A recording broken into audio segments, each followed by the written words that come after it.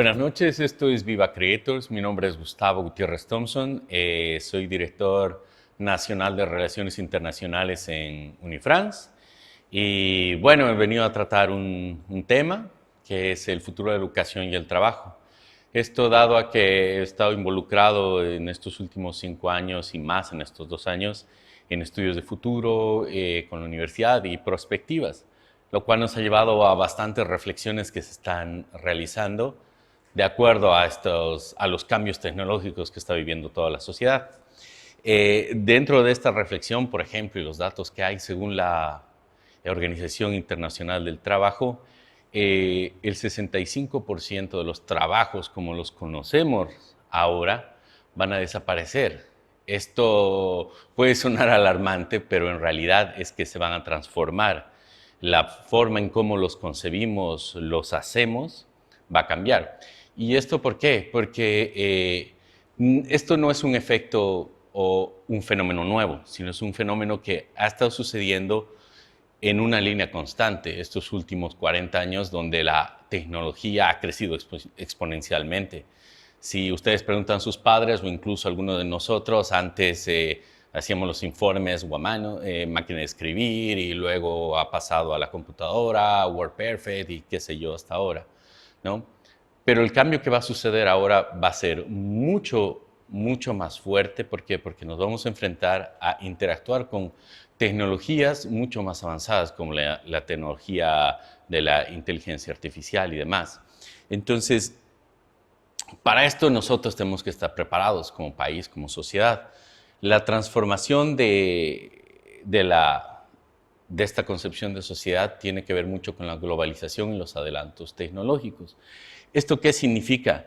Que estos avances hacen el cambio, hacen que nosotros tengamos que aprender cómo hacer los trabajos nuevamente. ¿Qué va a pasar, por ejemplo, de dónde vienen estos trabajos? No sé si han escuchado hablar acerca de las empresas unicornio. Las empresas unicornio son esas empresas que crecen exponencialmente y valen millones en tan poco. Y estos se especializan más en ser un intermediario, que acercan al servidor, el que tiene el servicio al que consume el servicio, ¿verdad? Por ejemplo, por poner algún caso, Booking.com no tiene ningún hotel, pero controla todas las reservas de los hoteles. Uber no tiene un taxi, pero todos pedimos esto mediante la aplicación taxi y así. Pedidos ya no tienen un restaurante, pero controla toda la movida de los restaurantes. Entonces, estos cambios tecnológicos suponen una nueva manera de concebir cómo se venden las cosas, cómo trabajan, pero una reflexión más profunda es qué va a pasar con los trabajos. Muchos de estos trabajos que son manuales, con la automatización y la robotización de las empresas, van a cambiar, ¿no? Donde antes trabajan 20 personas con un sistema y servidores, van a trabajar 3. Entonces, es ahí donde es donde tenemos que reflexionar como sociedad de prepararnos mejor en educación para afrontar estos cambios, ¿no?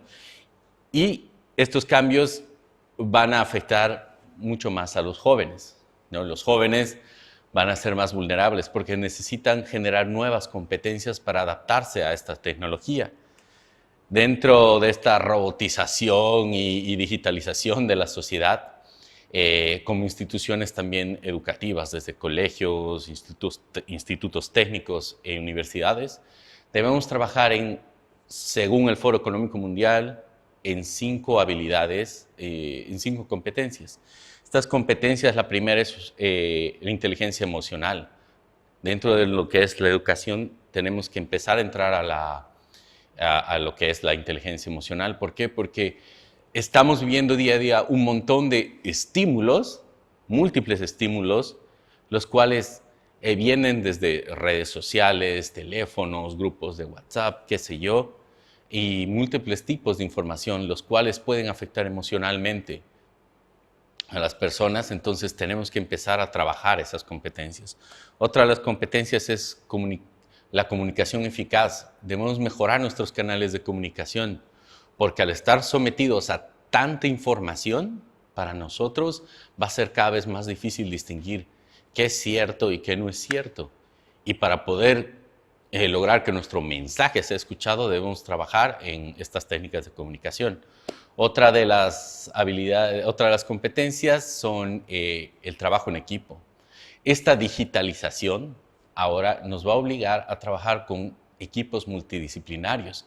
¿Y esto por qué? Porque como sociedad tenemos que empezar a innovar y la innovación no viene de grupos homogéneos, viene de grupos heterogéneos, donde nosotros estamos trabajando sentados, no sé, administradores, economistas, ingenieros de sistemas, diseñadores, médicos, y dentro de esta multidisciplinariedad viene lo que es la innovación y la creatividad.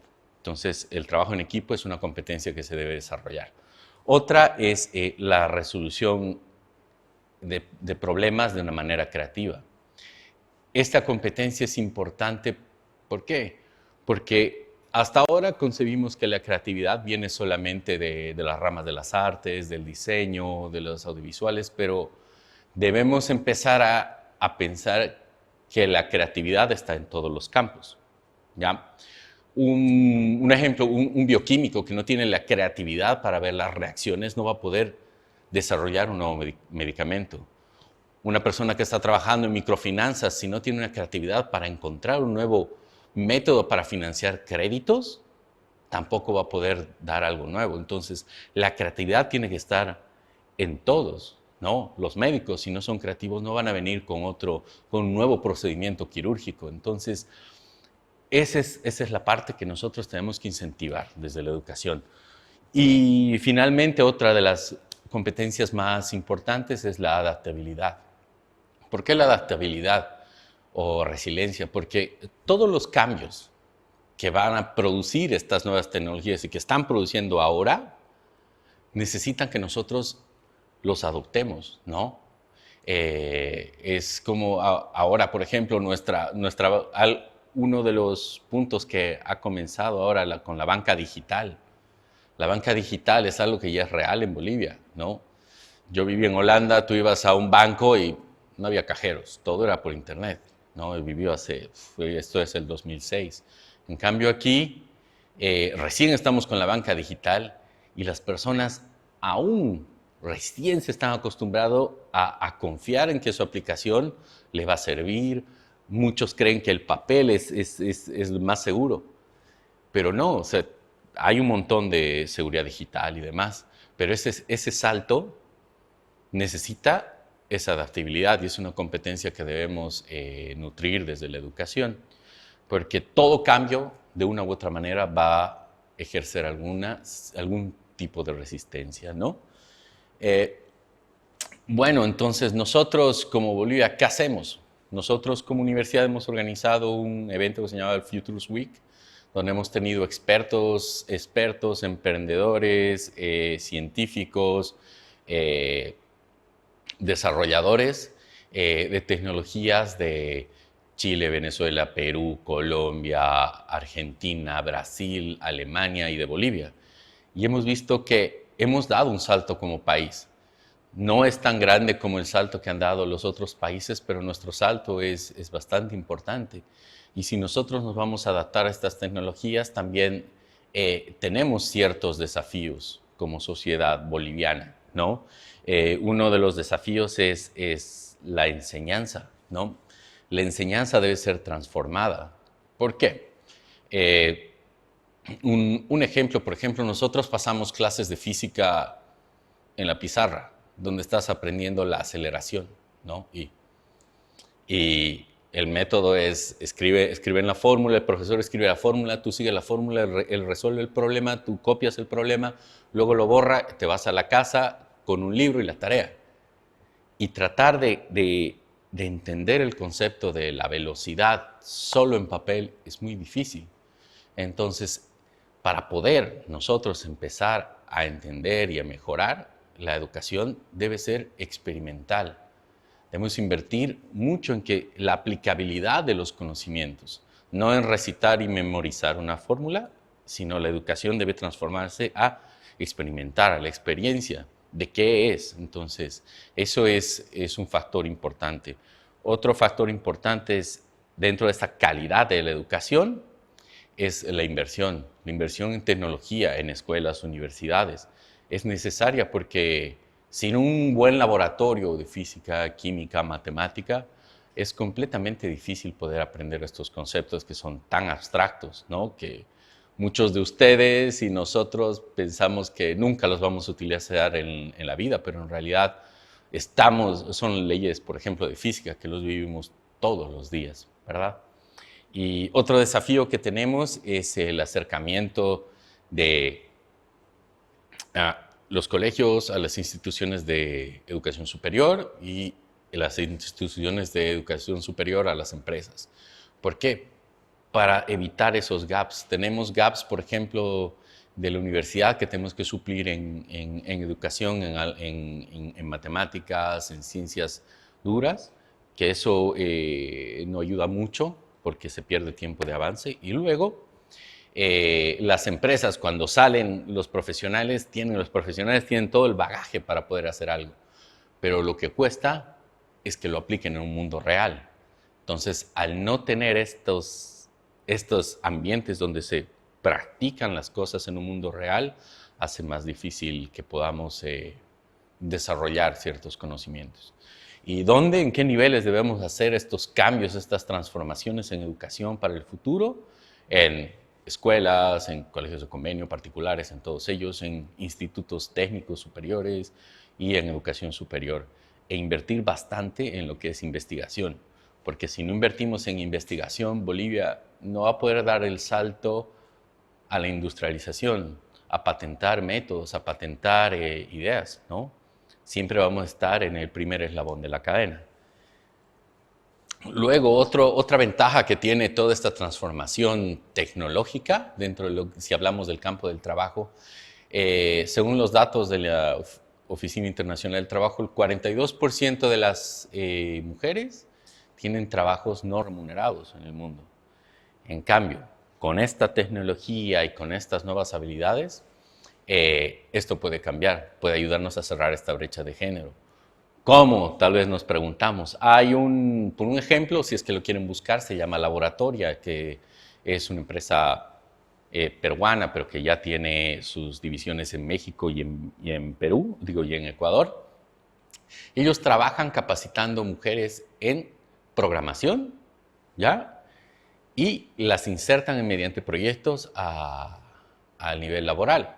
Y ustedes pueden decir, bueno, pero eso es normal. En realidad no. Este 42% de mujeres generalmente tiene que cuidar o a sus padres o a su familia o tiene muchas otras obligaciones que le impiden ir a una fuente laboral. Ellos, en cambio, las insertan como freelancers programadoras en cualquier parte. Entonces, esto las empodera porque ellas pueden decidir a qué hora trabajar, con quién trabajar y desde dónde trabajar, con una computadora e internet, sin descuidar lo demás. Entonces, estos adelantos tecnológicos nos van a ayudar a cerrar esa brecha, lo cual es bastante importante para lograr una equidad de género. Otro dato interesante de esto del Foro Económico Mundial es que hasta el 2025, el 90% de los trabajos va a requerir una habilidad tecnológica para poder tener el trabajo. Pero otra es que el 100% de los trabajos va a tener interacción con una forma de tecnología. Este es un dato importante para nosotros como sociedad porque debemos prepararnos, ¿no? Esto va a exigir que tengamos por lo menos un nivel de conocimiento en programación, aunque sea mínimo. Y esto es algo que ya se debe insertar en los niveles de colegio. Y no solamente para las personas que van a trabajar, ¿no? Porque su trabajo va a cambiar completamente. Por ejemplo, ya existen tecnologías en medicina donde el doctor está en otro país operando por una máquina, ¿no? Ya no están cosiendo con la mano. Si bien es importante ese conocimiento, ahora en medicina van a tener que aprender a manejar esas máquinas. Entonces, todo esto se está transformando. Los procesos legales también, hay servidores experimentales en Estados Unidos donde meten los juicios o las demandas y el servidor, mediante las leyes y demás, hace la interpretación para una sentencia, ¿no? Esto es experimental, pero ya está sucediendo. Entonces, esto nos va a tener que empujar a que nosotros, con el conocimiento profesional que tenemos, tengamos que sistematizarlo, ¿no? O digitalizarlo para poder trabajar. Eso es bastante interesante. Y otra cosa que va a suceder con el trabajo es que las fronteras ahora están desapareciendo. ¿Esto qué quiere decir? Con las tecnologías de la digitalización, nosotros estamos en un mercado laboral global, ¿verdad? Esto significa que ya no competimos con el compañero de la universidad o de la otra universidad o de la ciudad. Competimos laboralmente con todo Bolivia, Latinoamérica y el mundo, ¿no? Es más, si es que eres profesional, pues puedes ir y mediante LinkedIn puedes postular donde quieras. Un buen trabajito en Reykjavik si quieres. Pero esto significa que debemos ser más competentes, debemos poner más atención como jóvenes en nuestra educación, sacar el máximo de provecho, porque ahora tenemos una competencia mundial. Con la evolución de las TICs somos omnipresentes, estamos donde sea, todo el tiempo. Estoy seguro que mientras ustedes están viendo la charla, alguien les está hablando del partido de fútbol que han jugado ayer mediante el WhatsApp, les está hablando de la tarea al mismo tiempo, el profesor está mandando tarea y tal vez tu mamá te está diciendo dónde estás que no llegas a la casa. Entonces, esto quiere decir que estamos presentes y totalmente disponibles todo el tiempo, ¿no? Y esto nos ayuda a poder trabajar también. Esta transformación del trabajo. Tengo una amiga que trabaja para una transnacional de turismo alemana. Ella nunca ve a los clientes y ella puede trabajar en Bolivia, Berlín, Brasil, Perú, y ellos coordinan todo mediante un sistema. No ven a los clientes, pero está coordinado todo el servicio de transporte, servicio de pasajes, hospedaje, actividades, alimentación y todo. Y esto es algo interesante porque esto puede magnificar nuestro alcance como empresarios, ¿verdad? Y bueno, casi para terminar, quisiera ver lo que son los desafíos a los que nos enfrentamos, ¿no?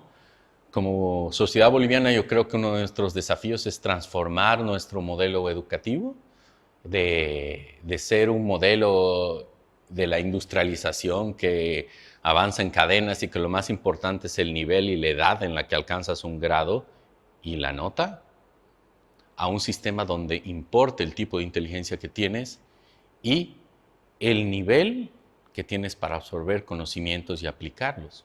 Porque no todos aprendemos al mismo tiempo, todos tenemos la habilidad de aprender, pero no en la misma intensidad. Entonces eso es importante para un sistema que pueda ayudarnos. Otro es crear ambientes de innovación. Necesitamos hubs, startups, asesoramientos para que podamos empezar a innovar como sociedad y no repetir cosas, ¿no? Sino comenzar a hacer, cuestionarnos si las cosas que estamos haciendo están bien y agregarles valor. Eso es innovación. Y finalmente, saltar de los emprendimientos normales de servicios y productos a emprendimientos tecnológicos. Ya en Bolivia hay bastantes emprendimientos tecnológicos que están cobrando bastante fuerza. Y es importante que estos emprendimientos tengan un ambiente que los pueda nutrir para que se puedan multiplicar. Y si bien nosotros hablamos de Bolivia, siempre escucho a mis estudiantes o a varios ahora, pero profe, aquí no hay nada en Bolivia. Y yo creo que más que un aspecto negativo, eso es muy positivo. ¿Por qué? Porque eso nos da la libertad de tener una pizarra blanca para poder crear lo que querramos. Y si vemos los ejemplos de otros países, podemos aprender dónde se han tropezado, dónde están y dar un salto exponencial aprendiendo de otras lecciones. Entonces, yo creo que Bolivia tiene una gran perspectiva y un gran futuro para poder desarrollar todo esto. Y finalmente, pues, despedirme, agradecer a Viva Creators por invitarme y espero que nos sintonicen todos los martes a las 7 de la noche. Y me despido con una frasecita de Pablo Picasso, que hay que aprender las reglas como un profesional para romperlas como un artista. Gracias, hasta en otra.